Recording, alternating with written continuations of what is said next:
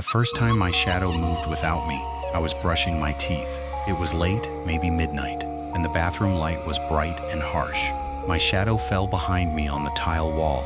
Normal, boring, the shape of a tired man in sweatpants. I spat out the toothpaste and looked up. In the mirror, my shadow was waving. Not me. I wasn't waving. My arms were at my sides. But the shadow on the wall had one arm up, fingers wiggling, like it was trying to get my attention. I spun around. The shadow snapped back into place, arm down, normal shape, no movement. I told myself it was a trick of the light. The faucet was dripping. Maybe the water created a ripple effect. I went to bed. The next night, I was making dinner. The kitchen light was behind me, so my shadow stretched across the floor and up the cabinets. I was chopping onions. I looked down to check my knife work, and my shadow was doing something else. It was pointing. One long, dark finger extended toward the pantry door. I stopped chopping. The shadow lowered its arm. I stared at it for a full minute. It didn't move. I opened the pantry. Nothing. Canned goods, pasta, a bag of potatoes. I closed the door. The shadow was still. I finished making dinner. I ate alone. I tried to forget, but the shadow didn't forget.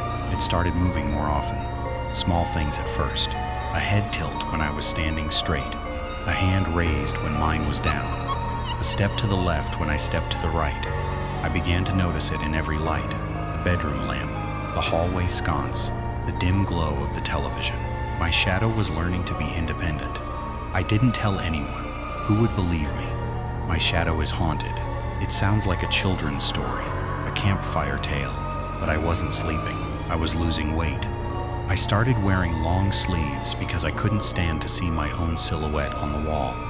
The first time it spoke, I was in the shower. The bathroom light was on, the curtain was white, and my shadow fell against the plastic. I was washing my hair, eyes closed, when I heard a whisper. Not from the room, from the curtain, from the dark shape on the other side of the thin plastic. "You've been ignoring me," it said. My voice, but not. Thinner, hollow, like my voice echoing down a long hallway. I opened my eyes. The shadow was pressed against the shower curtain. It had my shape, my height, my posture, but its head was tilted at an angle that would have broken my neck. "I've been here your whole life," it whispered. "Every step you took, I took. Every hand you raised, I raised. Every time you walked into the light, I followed. But you never looked at me. You never said hello. You never asked my name." I wanted to scream. I couldn't. My throat had closed up. "I'm not your shadow," it said. "You're my person. There's a difference. You think the light creates me, but the light only reveals me. I was here before you, before the sun, before the first fire. I am the dark that shapes the world, and you just happen to be standing in my way." The shadow reached out. Its hand pressed against the shower curtain. The plastic dimpled. 3 fingers. 4, 5. Then too many. I saw fingers where there shouldn't be fingers. Joints bending backward. A palm that stretched too wide. I pulled the curtain open. The shadow was gone. The wall was bare. The light was steady. I stood there, dripping wet, shaking, and tried to convince myself I'd imagined it. The next day, I called in sick. I stayed inside. I kept the lights on. I watched my shadow like a hawk. It stayed still, obedient, normal. I started to think maybe it had been a stress hallucination. Maybe I needed a vacation. Maybe I needed a therapist. Then the sun went down. I turned on the lamp in my living room. My shadow fell across the far wall. I sat on the couch. The shadow sat too. I picked up my phone. The shadow mimed picking up something too. I set the phone down. The shadow set something down. But then I noticed something. The shadow's hands were empty. I had set down my phone. The shadow had set down nothing. It was pretending. It was learning to copy me with a delay, a half-second lag. I raised my hand. The shadow raised its hand a beat later. I smiled. The shadow smiled a beat later, but its smile was wider, too wide. A smile that kept going after mine had stopped. "You're getting better at noticing," it said. The whisper came from the wall, from the shape, from the dark. I stood up. The shadow stood up. I walked to the light switch. The shadow walked too. I turned off the lamp. The room went dark. The shadow disappeared. I stood in the blackness, breathing hard, listening. Then I heard it. Not from the wall, from everywhere. from the dark itself. "You can't turn me off," it said. "I'm not the light, I'm the absence. You've been carrying me since the day you were born. Every shadow you've ever cast has been me, and I'm tired of being ignored." I felt something touch my arm, not a hand, a pressure, like cold water running down my skin. I flinched and stumbled backward, hitting the wall. I reached for the lamp. I turned it on. My shadow was on the floor. Not on the wall, on the floor. It was lying down, flat on the carpet, as if it had fallen. Its shape was wrong. Too long, too thin. Its head was at my feet. Its feet were at the door, and it was looking at me. The head was turned. Shadows don't have faces, but I could feel it looking. I could feel its eyes. "You're not supposed to be able to see me," it said. "Not really. But you've been looking so hard, so long. You've been staring at walls and floors and curtains. You've been watching for me. And now I'm real. Now you've made me real." I ran. I ran out of the apartment, down the stairs, into the street. The street lights were bright. They cast multiple shadows in every direction. Mine followed me, dark and obedient, normal in every way. People passed me on the sidewalk. None of them screamed. None of them pointed. My shadow was behaving. I walked for hours. I ended up at a diner, sitting in a booth under fluorescent lights. My shadow was on the wall behind me. Still, normal. I ordered coffee and sat there until the sun came up. When I got home, I looked at my shadow in the morning light. It was there. It always was. But it wasn't moving. It wasn't whispering. It was just a shadow. I thought I had escaped. I thought that leaving the apartment, leaving the dark, had broken whatever spell had been cast. I went back to work. I went back to my life. I kept the lights on at night. I didn't look at walls or floors or curtains. I didn't watch for movement. For 2 weeks, nothing happened. Last night, I woke up because my room was too bright. The moon was full, shining through the window.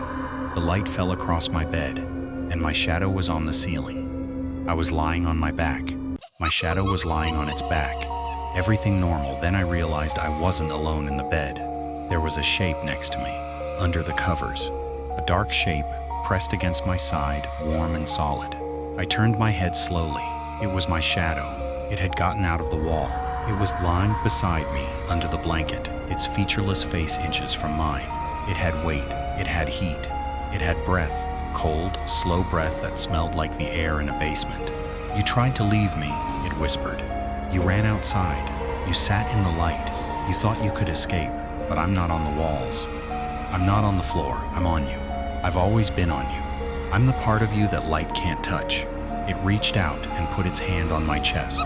The hand was cold, heavy. I felt it press down, not hard, but with weight, like an anchor. "You're not going to work tomorrow," it said. "You're not going to call your friends. You're not going to eat or sleep or breathe without me, because now I'm not your shadow.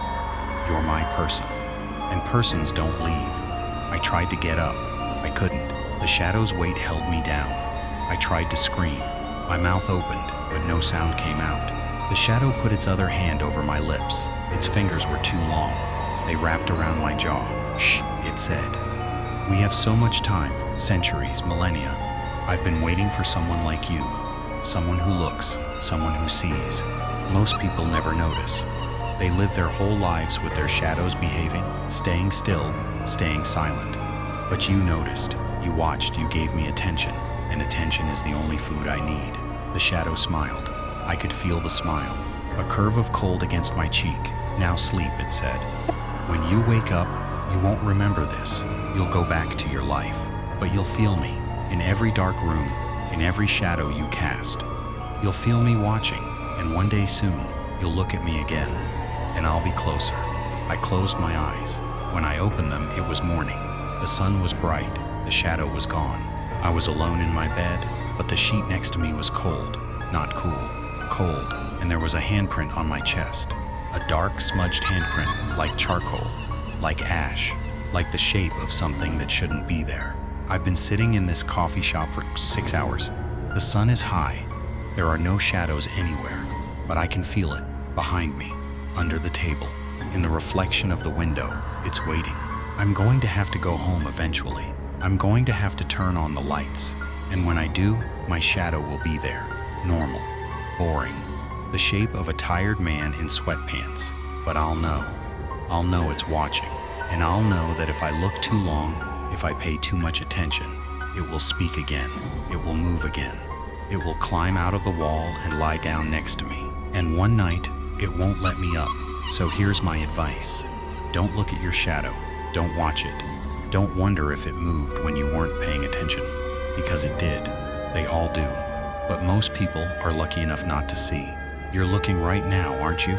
At the wall behind your screen. At the floor under your feet. At the dark shape that follows you everywhere you go. Stop looking. I have to go now. The barista just turned on the overhead light. My shadow is on the floor. It's not moving. It's not waving. But I just saw something. A hand. Pressed against the glass of the window. From the outside. But I'm on the third floor.